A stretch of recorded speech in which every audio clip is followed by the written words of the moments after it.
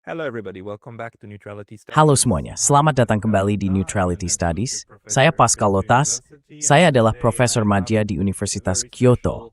Dan hari ini saya memiliki kehormatan istimewa, kalau bukan juga kesenangan, untuk berbincang lagi dengan Profesor Marandi dari Universitas Teheran.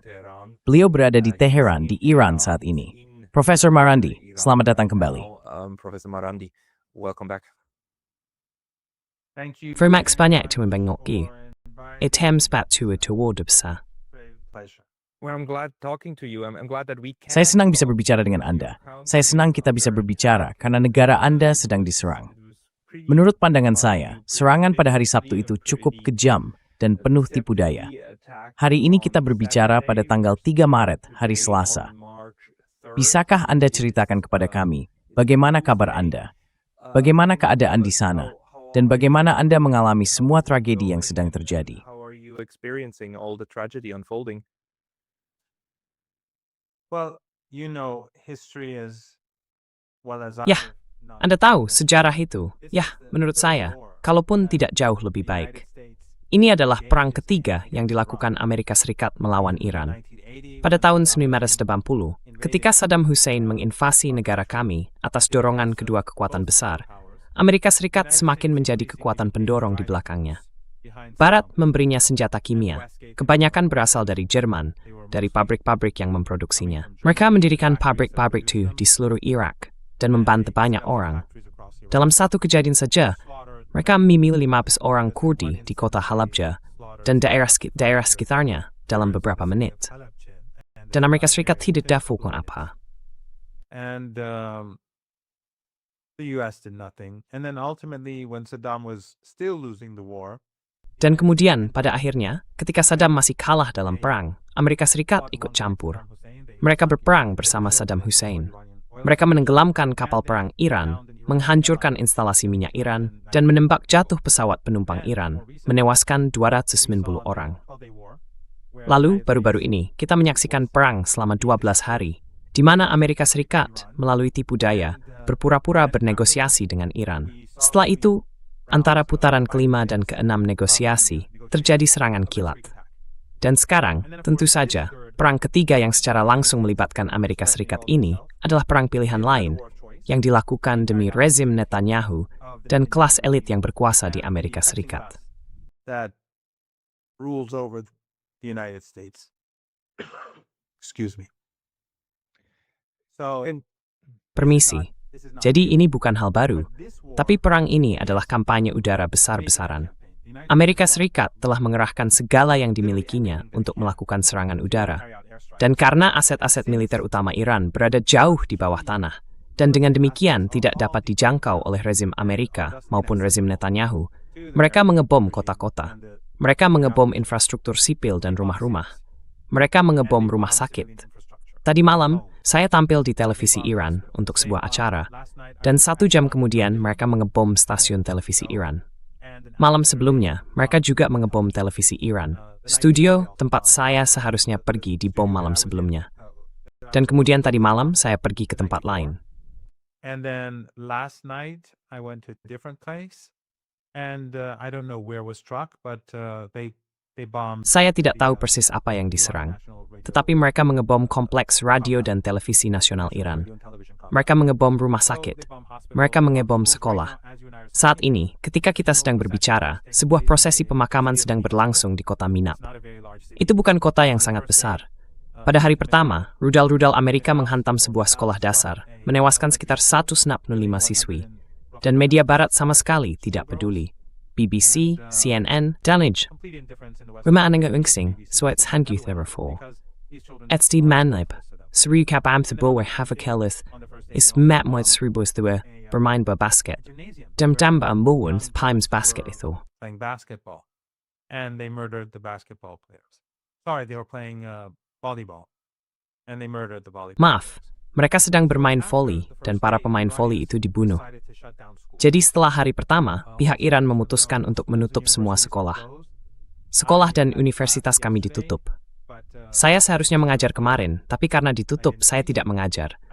Saya tidak tahu apakah kami akan mengadakan kelas daring dalam beberapa hari atau minggu ke depan. Selain itu, Ini juga bertepatan dengan bulan Ramadan. Banyak orang yang sedang berpuasa. En dalam isu sticks karthis kumings do karang, kama ukan mariaks hem PTU Iran. Day sting kematfarin sut sedem nem akias Iran dalam perang yang dipilih Hasimha Oscar selama periode ini. Americans during this period, and Tehran at night were being bombed. Pada malam hari di Teheran, kami dibombardir. Siang hari pun kami dibombardir. Dan mereka menggunakan apa yang disebut serangan udara double tap. Saya rasa itu istilahnya. Serangan udara ganda. Di lapangan Ferdowsi, salah satu teman saya ada di sana. Mereka menyerang lapangan itu, gedung-gedung di sekitarnya. Lalu orang-orang bergegas masuk untuk membantu para penyelamat dan lainnya. Saat mereka berusaha menemukan korban selamat, tempat yang sama diserang lagi. Jadi inilah yang kami hadapi. Dua rezim barbar yang dua mereka rasa dekmasi. Namun rakyat Iran melawan. Kami melihat rudal-rudal Iran menghantam Palestina yang diduduki. Kami melihat Iran menyerang aset-aset AS di Teluk Persia dan AS di Persing. U.S. assets in the Persian Gulf, and the U.S. is hurting. 3 U.S. jets were down. Jet tempur AS telah ditembak jatuh. Baiklah, mari kita bahas sebentar, hanya untuk memberi pembaruan kepada semua orang. Apakah kamu tahu berapa jumlah korban tewas resmi sejauh ini? Dan di Teheran, apakah kamu masih bisa beraktivitas seperti biasa? Atau semua orang ketakutan dan bersembunyi di bunker atau semacamnya? Bagaimana kehidupan berjalan sekarang di Teheran? How is it working right now in Tehran? Well, at night, let me first say that. Baik, pada malam hari, orang-orang, baiklah. Pertama-tama saya ingin mengatakan bahwa pemerintah dan Dewan Keamanan Nasional tertinggi pada hari pertama meminta orang-orang yang tidak perlu tinggal di Teheran untuk pergi. Karena AS dan Israel sedang mengebom infrastruktur sipil. Misalnya, mereka mengebom gedung pusat layanan darurat, ambulans. Mereka mengebom gedung pusat bulan sabit merah. Jadi inilah para monster yang sedang kita hadapi. These are the monsters that we're dealing with. And in Delhi, Tingin Kusmain, explained that the Banati ain't today's eyeing. Wow, in it rest. Yilinai, Amint. That's the point. Just like the double tap attack. The point is Sama seperti serangan ganda. what I was going to say. Intinya adalah, ya, yang ingin saya katakan adalah bahwa tadi malam di Teheran dan malam sebelumnya ada kerumunan besar orang di seluruh kota untuk mendukung angkatan bersenjata dan memperingati kesyahidan Ayatollah Khamenei. Saya mengunggah cuplikan-cuplikan ini di saluran Telegram saya dan memposting beberapa di akun Twitter saya. Kerumunan besar, tapi tidak di satu tempat, tersebar di berbagai alun-alun di Teheran, baik tadi malam maupun malam sebelumnya, di bawah tembakan udara, di bawah serangan udara. Dan dalam beberapa gambar Anda bisa melihat orang-orang di jalanan saat Israel sedang mengebom dan ketika pertahanan udara sedang beroperasi. As surface-to-air defenses are working, and people, men and women, stand their ground. Dan orang-orang, pria dan wanita, bertahan, mengecam rezim Trump, dan menyatakan dukungan bagi negara serta angkatan bersenjata. Namun bisnis tidak berjalan seperti biasa. Banyak yang tutup. Yang masih buka, saya belum menanyakan. Tapi saya cukup yakin bahwa jika saya pergi ke beberapa toko yang masih beroperasi, kemungkinan besar mereka tidak memiliki banyak pelanggan. Jadi Teheran tampak lebih sepi, sebagian karena banyak orang telah pergi. Tetapi juga karena banyak orang, saya kira, tarif tatap demams. Departement Emergency berfungsi, itu ada tingwas memal, berhans Rusia, and Tom Stro, was called, thus, race bang. Being hurt or killed or Eh, murdered. Hey, jeda singkat karena saya baru saja diblokir dari YouTube. Dan meskipun saya sudah kembali, hal ini bisa terjadi lagi kapan saja. Jadi, mohon pertimbangkan untuk berlangganan tidak hanya di sini, tetapi juga di daftar surel saya di Substack, yaitu pascalotas.substack.com. Tautannya ada di deskripsi di bawah. Sekarang, mari kita lanjutkan videonya. And now, back to the video. Railing. That's narrate sarit snasta breachin. Of course, but can you then tell me about your Bisakah Anda memberitahu saya penilaian Anda tentang apa yang sedang dilakukan Iran sekarang? Maksud saya, di satu sisi ada persenjataan besar Amerika Serikat yang sedang dilepaskan terhadap Iran. Dan tentu saja, sebagian besar senjata yang digunakan Israel juga buatan AS. dan mereka jelas melakukan serangan secara terkoordinasi. Namun, Iran kini telah memutuskan untuk melakukan serangan balasan dengan sangat keras. Tidak hanya terhadap Israel, demi snebhaut kal negathilk. Unsita, apa strategi udah jin in sini, wa memorwis demigane katali. Like whatever you can share with us.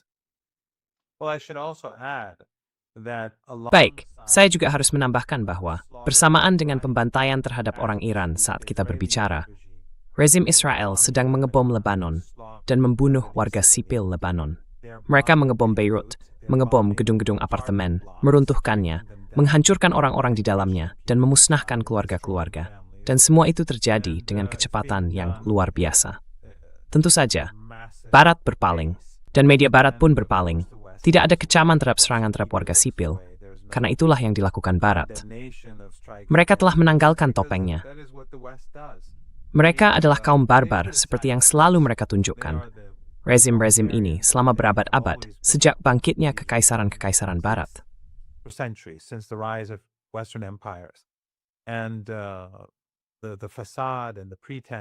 Dan kepura-puraan serta sandiwara yang kita lihat selama beberapa hari, koreksi politik yang kita saksikan selama beberapa dekade, semuanya sudah hilang. Jadi sekarang semuanya terbuka. Saat ini, Iran sedang menggempur Israel, Palestina yang diduduki, dengan rudal.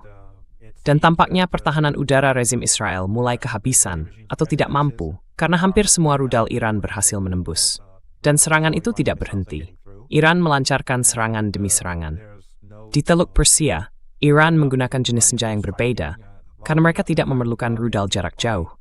Saat ini, mereka sedang ngebom Tel Aviv saat kita berbicara. Saya tidak tahu apakah Anda bisa mendengarnya.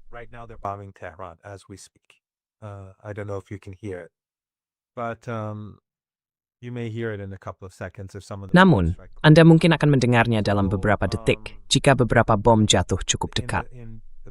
Jadi, di wilayah Teluk Persia dan Samudra Hindia, Iran menggunakan rudal jarak pendek karena Teluk Persia tidak terlalu lebar dan aset-aset AS tidak terlalu jauh.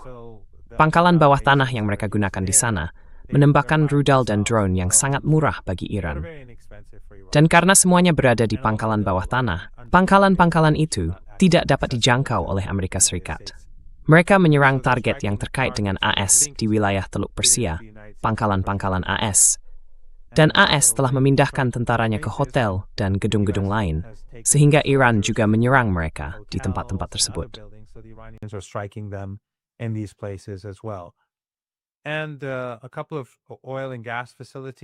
Beberapa fasilitas minyak dan gas telah rusak, tetapi belum jelas bagaimana hal itu terjadi atau siapa pelakunya. Iran tidak mengizinkan minyak atau gas keluar dari Teluk Persia. Seperti yang Anda ketahui, harga minyak dan gas telah naik, meskipun Iran tidak menghancurkan kapal tanker manapun dan tidak ada kerusakan besar pada fasilitas minyak atau gas. Namun, jika terjadi eskalasi, saya cukup yakin hal itu akan terjadi. Kapal-kapal tanker yang mencoba keluar dari Teluk Persia, beberapa di antaranya karena tekanan dari AS, semuanya diserang oleh Iran. Jadi kapal-kapal tanker lainnya tetap di tempat.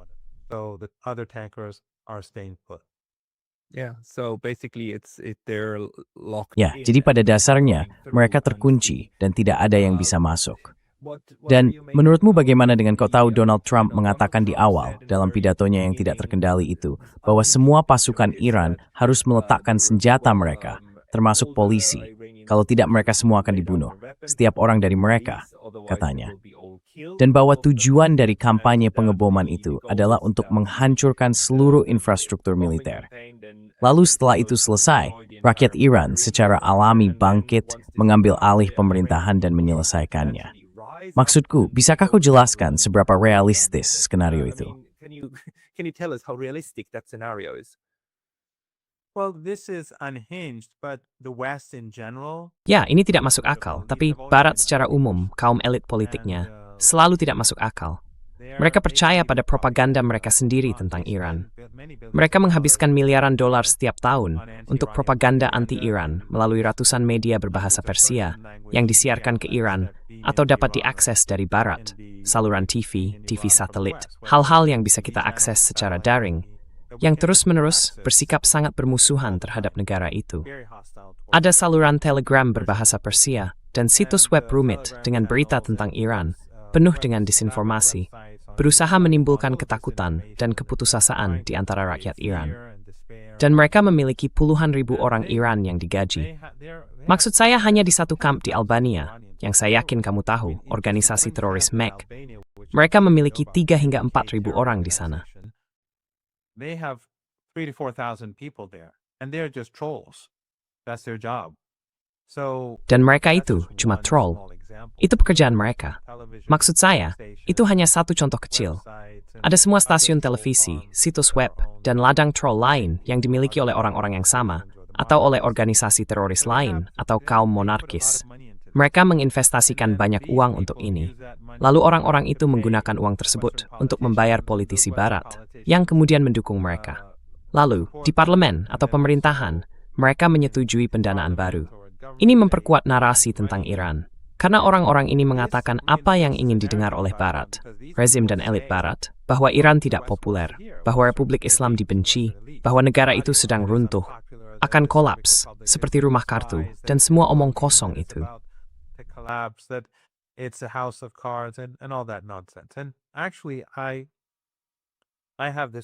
Sebenarnya saya punya program mingguan yang sudah saya jalankan selama, entahlah, sekitar 12 minggu, mungkin 3 bulan, di televisi Al Mayadin. Tapi acara saya berbahasa Inggris, program saya. Bentuknya monolog. Dan dalam episode terakhir yang tayang pada hari Jumat, program itu berjudul Demystifying Iran. Dalam episode itu, saya membahas narasi tak berkesudahan tentang keruntuhan Iran.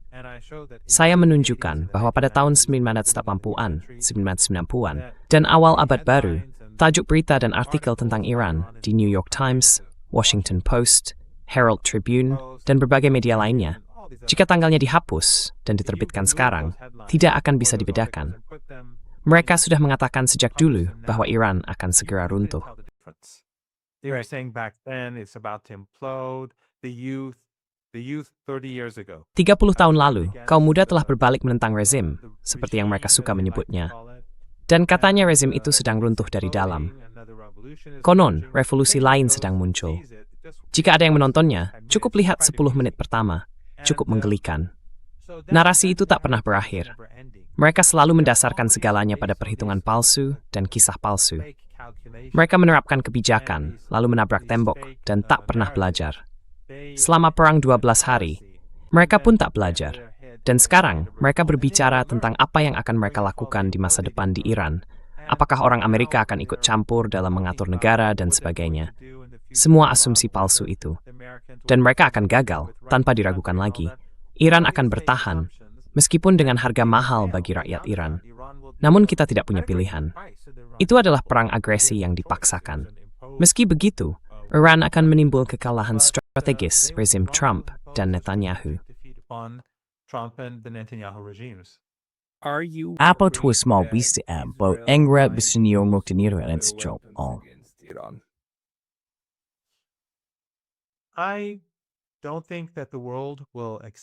Saya tidak berpikir dunia akan menerima hal itu. Saya rasa itu akan menjadi langkah yang terlalu jauh. Dunia sudah membenci rezim Israel dan juga membenci rezim Trump. Bahkan di negara-negara yang menjadi sekutu Amerika Serikat, banyak orang biasa yang menyadari hakikat sejati dari rezim-rezim tersebut. Namun di seluruh dunia, permusuhan terhadap mereka semakin meningkat. Saya tidak berpikir Rusia, Tiongkok, dan negara lain akan menoleransi hal itu. Tetapi jika mereka melakukannya, mereka tetap tidak akan bisa menghancurkan Iran hanya dengan beberapa senjata nuklir. Dan Iran telah mengatakan sebelumnya bahwa jika ada ancaman eksistensial terhadap negara itu, ancaman eksistensial, maka mereka akan mengubah sikap nuklirnya. Iran tidak menginginkan senjata nuklir. Mereka telah menahan diri untuk tidak memproduksinya. Iran does not want nuclear weapons. It has refrained from producing them, just like during the war when the West gave Saddam Hussein chemical. Sama seperti saat perang, ketika Barat memberikan senjata kimia kepada Saddam Hussein, Iran menahan diri untuk tidak memproduksinya. Saat itu ada fatwa karena senjata kimia dianggap tidak manusiawi, dan sekarang ada fatwa tentang senjata nuklir. IAEA telah menyatakan bahwa tidak pernah ada indikasi bahwa Iran bergerak menuju senjata nuklir pada waktu kapanpun. Intelijen Amerika pun telah mengakui, setidaknya sejak tahun 2003, bahwa tidak pernah ada langkah seperti itu. Namun, selama setahun terakhir, kita telah mendengar dari seorang penasihat pemimpin, 2 kali, Dr. Harazi, yang selama bertahun-tahun menjabat sebagai Menteri Luar Negeri dalam pemerintahan Khatami. Sebagai penasihat pemimpin, ia 2 kali mengatakan bahwa Iran akan mengubah sikap nuklirnya jika ada ancaman eksistensial.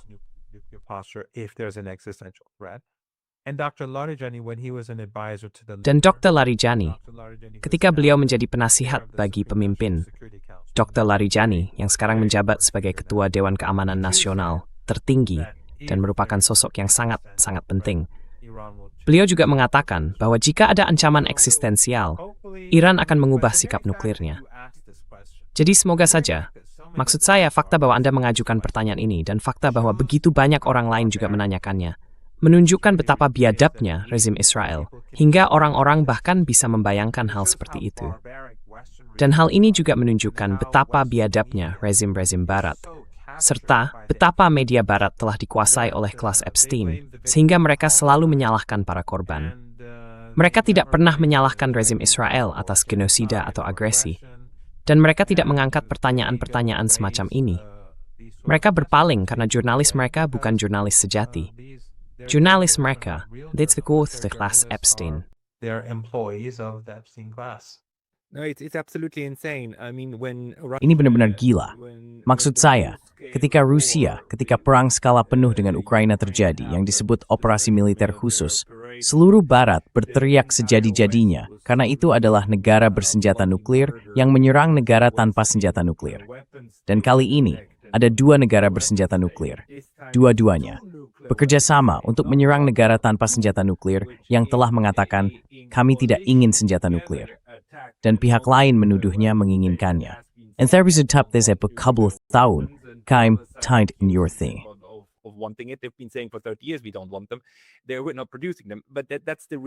Mereka tidak memproduksinya. Tapi itulah betapa konyolnya situasi yang sedang kita hadapi. Tapi boleh saya tanyakan lagi, untuk memastikan saya memahami Anda dengan benar. Maksud saya, pemimpin tertinggi Iran, Ayatollah Khamenei, terbunuh pada hari Minggu. Apakah Anda mengatakan bahwa, bagi Iran, hal itu belum dianggap sebagai ancaman eksistensial? Maksud saya, Anda belum melihatnya pada tingkat itu? Jadi Iran masih beroperasi dengan seperangkat asumsi yang berbeda tentang bagaimana menjalankan perang. Well, first of all, Pertama-tama, dia adalah pemimpin agama paling penting di dunia Syiah, dan dia memiliki jumlah pengikut terbesar di antara umat Syiah di seluruh dunia. Kami juga memiliki tokoh lain, seperti Ayatollah Sistani, Ayatollah Makarim Shirazi, dan lainnya yang juga memiliki banyak pengikut. Tetapi mereka juga mendukungnya, dan semuanya merasa marah.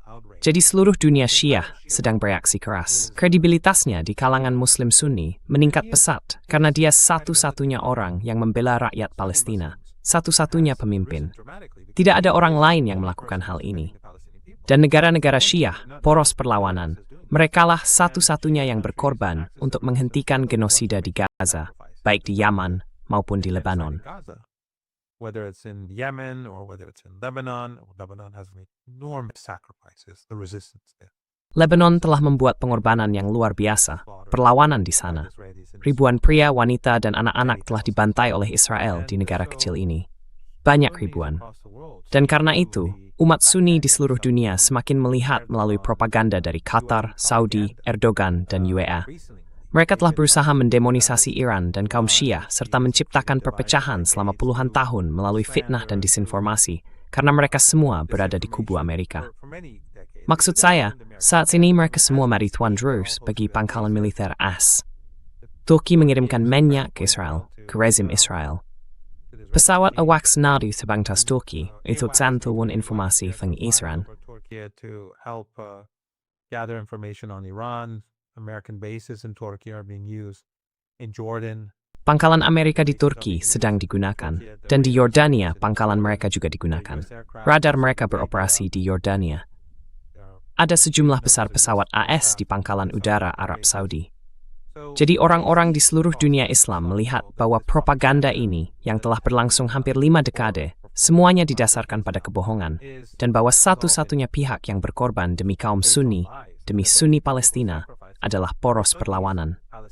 Namun harapus wulam faisal, instrati slower in the decent tinneth. Because the Iranians have always been supporting the oppressed. That's a part of their religious ideology, especially as Shias. They have Itu adalah bagian dari ideologi keagamaan mereka, terutama sebagai Syiah. Mereka memiliki visi ideologis yang khas, dan mereka mendukung kaum tertindas. Mereka mendukung Kuba, mereka mendukung Venezuela, mereka mendukung perlawanan di Afrika Selatan terhadap apartheid. Jadi, di seluruh selatan global, tidak begitu banyak di barat, tetapi di seluruh selatan global, banyak orang yang telah berjuang untuk pembebasan, memandang Iran dengan cara yang sangat berbeda dari cara barat menggambarkannya. Dan selama 2,5 tahun terakhir, sejak 7 Oktober, citra Iran serta poros mereka telah meningkat di seluruh selatan global. And their access has been growing across the global south, and now during these days they see that Iran is Dan sekarang, pada hari-hari ini, mereka melihat bahwa Iran menolak untuk tunduk. Jadi kedudukan Iran semakin meningkat di seluruh dunia dan di seluruh kawasan. Dan ini menurut saya adalah kabar buruk bagi Amerika Serikat. Keberhasilan sebuah imperium sebagian bergantung pada kemampuannya memproyeksikan kekuatan. Tetapi ketika ia dipandang tidak mampu, meskipun telah mengerahkan para proksi regionalnya yang baru saja saya jelaskan, keluarga diktator, rezim-rezim diktator di Teluk Persia, Yordania, Erdogan, dan lainnya, serta seluruh kubu barat di pihak Trump yang mendukung agresi dan pembantaian bersama yang dilakukan oleh rezim Trump dan Netanyahu, orang-orang melihat bahwa Iran melawan, dan poros perlawanan juga melawan.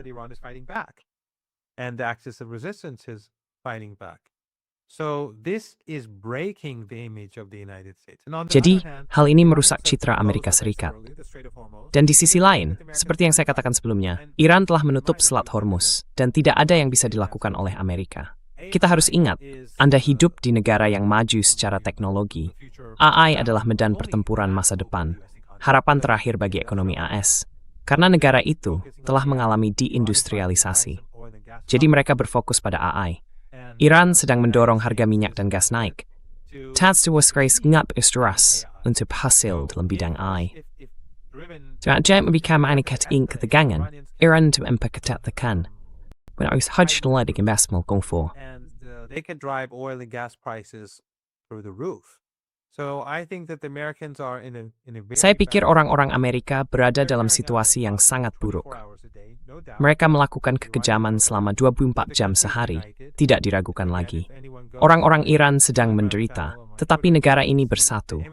Jika seseorang membuka kanal Telegram atau akun Twitter saya, dan melihat gambar-gambar orang di jalanan di Teheran dan di seluruh negeri setiap malam, mereka akan terkejut di bawah serangan. Karena orang-orang Amerika tidak hanya mengebom Teheran. Mereka mengebom ratusan kota. Dan mereka mengebom seperti yang saya katakan. Sekolah, rumah sakit, kantor polisi lokal. Mereka berusaha menghancurkan masyarakat sipil. Mereka berusaha menghancurkan struktur masyarakat.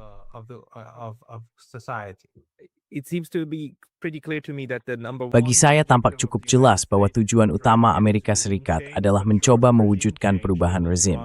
Namun jika itu tidak tercapai, mereka akan mencoba membombardir Iran sedemikian rupa hingga jalinan sosialnya runtuh menjadi konflik sipil.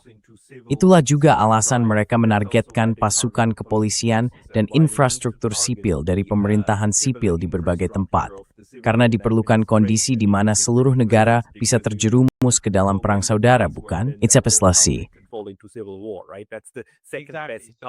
Itu skat bom tweetful math. Granangs de menesa menithis milans. Jadi apa strategi balasan Iran sekarang? Maksud saya, seperti apa skenario di mana Iran akan berkata, baik, sekarang kami sudah berhasil menangkis mereka. Jika AS dan Iran secara fisik tidak mampu atau tidak mau menembak, pada titik mana Iran akan berkata, baiklah, selesai, dari pihak kami urusan ini sudah beres. Seperti apa bentuknya itu?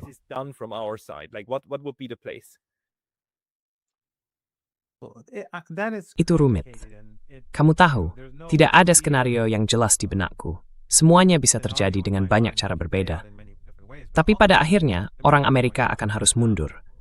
Kita pernah melihat hal seperti itu di Yaman. Ingat perang di mana Amerika Serikat berencana mengalahkan Yaman dan Ansar Allah, yang mereka suka sebut sebagai Houthi. Pada akhirnya, Trump mengumumkan kemenangan dan pergi begitu saja. Dia bilang mereka menyerah, tapi sebenarnya tidak. Jadi Yaman menang setelah 7 minggu perang dan kerusakan pada ekonomi dunia serta ekonomi es. Yaman memenangkan perang itu. Tapi sebenarnya itu hanya karena orang Amerika menyerah. Setelah beberapa waktu, orang Amerika akan harus menyomis. After a period of time, the Americans are going to have to give up. They're having casualties, their economies. Mereka mengalami korban. Angkatan bersenjata mereka membayar harga yang sangat mahal. Maksud saya, setiap kali mereka mengebom kota-kota Iran karena mereka takut akan rudal dan drone Iran, pesawat mereka, jet-jet mereka, terbang dari jarak yang sangat jauh. Mereka tidak terbang di atas Iran. Mereka menembakkan rudal ke sana. Tetapi untuk melakukan itu, mereka harus diisi bahan bakar di perjalanan masuk dan diisi lagi saat kembali. Jadi penerbangannya sangat panjang. It's terus baik untuk jet-jet mereka. Bahan bakarnya sangat mahal. Tentu saja, bom dan ammo, rematel, terus orang terus petil ini. Amerika Serikat bercari industri seperti Tiongkok, bahkan tidak memiliki industri militer seperti Rusia.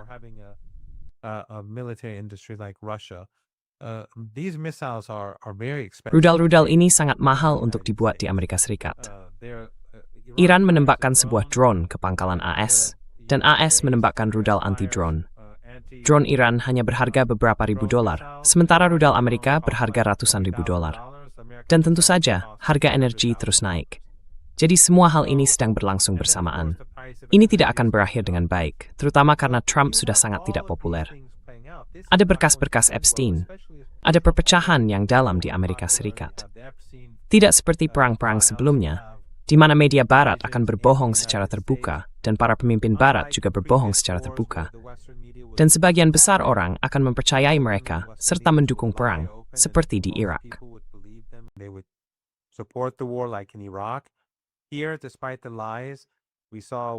Di sini, meskipun ada kebohongan, kita melihat Witkoff mengklaim bahwa dalam 10 hari Iran akan membuat senjata nuklir, atau Fencing yang mengatakan hal serupa.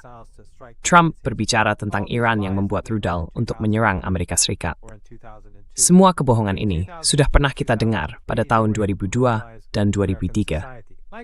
Pada masa itu, mereka mampu memobilisasi masyarakat Amerika seperti dalam perang-perang lainnya. Barat pandai memobilisasi orang-orang naif di dunia Barat. Namun kini, ketidakpercayaan terhadap rezim dan media Barat begitu besar, sehingga, meskipun disinformasi tentang Iran cukup efektif, orang-orang tetap memiliki pandangan yang sangat negatif dan aneh tentang Iran, yang tidak berakar pada kenyataan. Pada dasarnya, media Barat, dari The Guardian hingga Fox News, dari Breitbart hingga The Independent, semuanya sama saja ketika membahas Iran.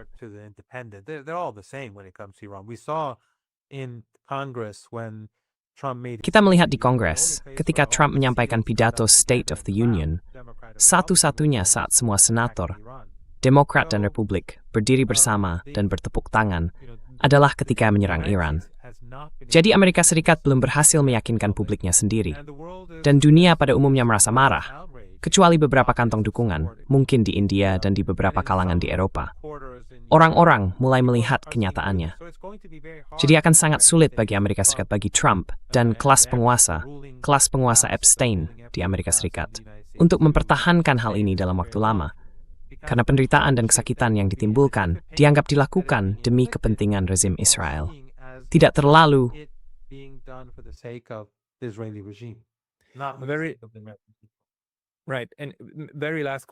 benar. Dan satu pertanyaan terakhir, karena saya tahu Anda sangat sibuk. Kolaborasi, atau lebih tepatnya interaksi dengan Rusia dan Tiongkok, bagaimana Anda melihatnya? Apakah meningkat? Apakah Anda mendengar sesuatu? Apakah ada pihak lain yang membantu? Apakah Anda menerima bantuan kemanusiaan dari mereka?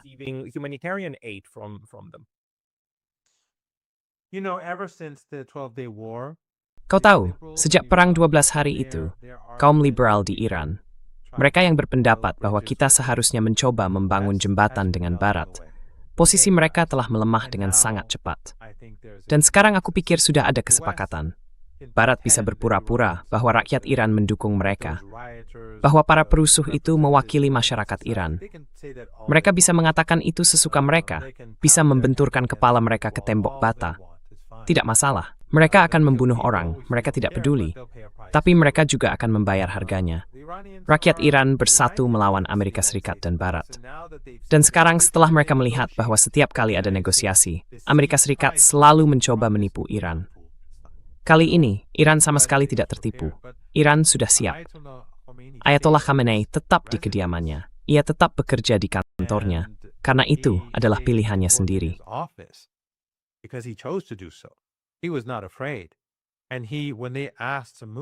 Dia tidak takut. Ketika mereka memintanya untuk pergi, dia berkata bahwa banyak orang tidak punya tempat lain untuk dituju selain rumah mereka sendiri. Jadi dia juga tidak akan pergi kemanapun. Dia tahu, tetapi dia tetap teguh, dan hal itu membuatnya semakin dianggap heroik di mata rakyat Iran biasa. Istrinya gugur, menantunya gugur, putrinya gugur, cucunya gugur. Namun, sisa struktur militer dan politik jauh lebih sedikit terpengaruh dibandingkan selama perang 12 hari. Iran bersatu. Bagi Amerika Serikat, itulah kekalahan yang sesungguhnya. Bagi Amerika Serikat dan rezim Israel, aset-aset militer utama Iran terlindungi yang baik. Iranian key military assets are well protected. They're deep underground. As I said earlier, the Iranians have been Mereka berada jauh di bawah tanah. Seperti yang saya katakan sebelumnya, Iran telah bersiap menghadapi serangan dari Amerika Serikat selama beberapa dekade. Atau mungkin saya belum menyebutkannya tadi, tetapi sejak invasi ke Irak, Iran telah membangun pangkalan bawah tanah di seluruh kawasan Teluk Persia dan sekitarnya. Karena AS menyebut Iran sebagai bagian dari poros kejahatan, dan mulai mengatakan bahwa semua opsi ada di atas meja. Bush, Obama, dan seterusnya. Jadi Iran telah mempersiapkan diri. Ini kisah skenario di mana Amerika bisa meraih kemenangan. Mereka bisa membantai orang Iran, tetapi Yuhan berakhir kegagalan. Dan maaf, anak Al-Rati. Yusuf cari them the stats small. Pertanyaan Ray, apakah Rusia Tiongkok menawarkan bantuan membantu poin? Ya, benar.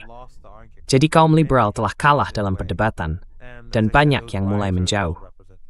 Seperti yang saya katakan, para perusuh itu tidak mewakili opini publik Iran. Mereka hanyalah sebagian kecil dari masyarakat. Banyak dari mereka kini menyesali apa yang telah mereka lakukan, karena mereka melihat apa yang dilakukan Amerika Serikat terhadap mereka.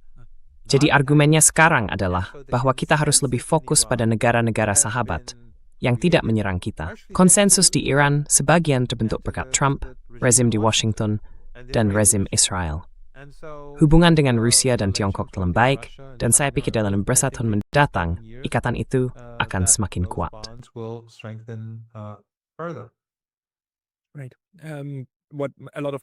Benar. Hal yang sering disalahpahami banyak orang adalah bahwa Iran merupakan masyarakat yang sangat beragam, dengan banyak pandangan berbeda. Tetapi perang ini kini menyalurkan pandangan-pandangan tersebut ke, sedikit jalur yang masih memungkinkan. Profesor Marandi, terima kasih banyak atas waktu Anda hari ini, dan semoga Anda tetap aman. Anda tahu, saya bukan orang yang taat beragama, atau bukan seorang yang sangat beriman. Tetapi jika ada sesuatu yang mendekati itu, maka saya akan mengatakan bahwa saya berdoa agar Anda dan semua orang di seluruh wilayah tetap aman. Saya juga akan menaruh tautan profil Anda di deskripsi video ini. Teman-teman silakan cek pemburuan dari Profesor Muhammad Marandi. Profesor, terima kasih atas waktu Anda hari ini. Professor, thank you for your time today. Thank you very much. As General Soleimani once Terima kasih banyak. Seperti yang pernah dikatakan dengan terkenal oleh Jenderal Soleimani, kita adalah bangsa Imam Hussein. Jika para analis, politisi, dan pejabat militer Amerika membaca sedikit tentang kisah Karbala, tentang dampaknya terhadap masyarakat Iran, cucu Nabi, dan betapa dalamnya kisah itu tertanam dalam ideologi keagamaan Iran yang mendukung kaum tertindas dan menentang para penindas, mereka akan berpikir dua kali sebelum menyerang Iran. Namun semoga, meskipun hari-hari terasa kelam bagi Lebanon, bagi rakyat Iran, bagi orang-orang di seluruh kawasan, dan bagi masyarakat di seluruh dunia, karena orang-orang dimanapun merasa marah dan sangat terguncang oleh apa yang dilakukan Barat. Dan tentu saja, Gaza, Gaza-Gaza. Semoga, meskipun dalam kegelapan, matahari akan bersinar bagi kemanusiaan di masa depan, kekaisaran itu akan runtuh, dan mereka yang bertahan akan menyaksikan hari-hari yang lebih baik.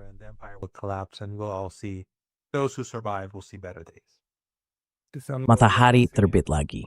Terima kasih, Profesor Marandi. Thank you.